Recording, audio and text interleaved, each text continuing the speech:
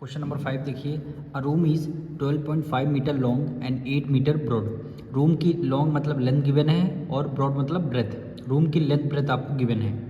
A square carpet of side 8 metre is laid on its floor, find the area of the floor which is not carpeted. यानी room की length breadth given है और carpet के shape में, square की shape में है, उसकी साइड आपको गिवन है।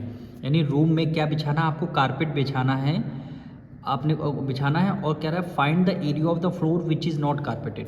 पहले समझिए यहाँ पे डायग्राम से, ये आपका रूम है, ठीक। इसकी आप क्या गिवन है, लेंथ ब्रेथ आपको गिवन है। इस रूम में आपको क्या करना, कारपेट बिछाना है। ये आपने क्या किया, कारपेट इस रूम में यहाँ पे बिछा दिया, आधे यानी हाफ में आपने क्या किया, यहाँ पे कारपेट को बिछा दिया, ठीक। अब क्या करना है, रूम का लेंथ ब्रेथ गिवन है और कारपेट स्क्वायर शेप में है, इसकी साइड हमें गिवन है। तो कह रहा है find the area of the floor which is not carpeted. Area of floor निकालना है जितना कारपेट नहीं बिछा हुआ है। तो इतने में कारपेट भी बिछा हुआ है, उसकी लेंथ ब्रेथ आपको साइड गिवन है, और इतने में कारपेट नहीं बिछा हुआ है, इसका एरिया आपको फाइंड करना है।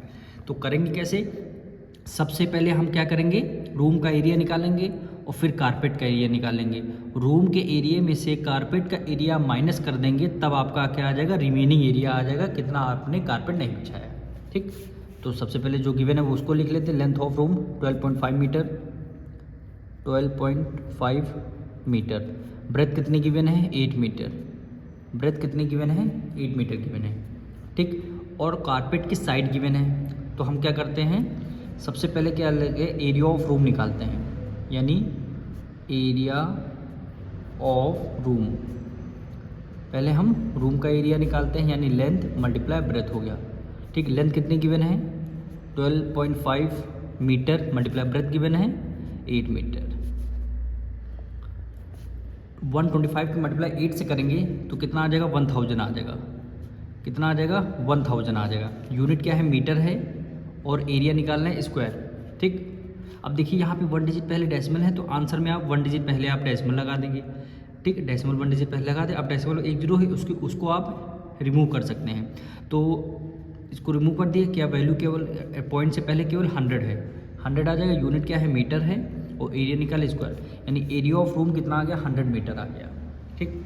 रूम का एरिया निकाल लिया। अब हमें क्या निकालना, कारपेट का एरिया निकालना। कारपेट की शेप में, स्क्वायर की शेप में है, यानी स्क्वायर का एरिया निकालना है। लिखेंगे area of square, area of carpet लिखते हैं, area of carpet. Carpet bracket में लिख देते हैं किस शेप में है, स्क्वायर की शेप में है, ठीक। फॉर्मूला क्या होता है, स्क्वायर का side multiply side, side multiply side. Side कितनी, 8 मीटर,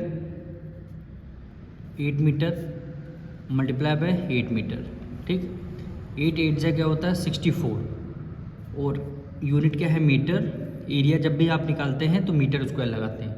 एरिया आपको जब भी निकालना है तो आप स्क्वायर में आंसर आता है 64। यानी रूम का एरिया निकाल लिया, कारपेट का एरिया निकाल लिया।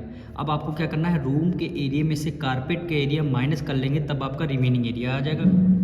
तो यहाँ पे लिखना है area of the floor which is not carpeted, ठीक। आपको एरिया निकालना है जितना कारपेट नहीं बिछाया गया है।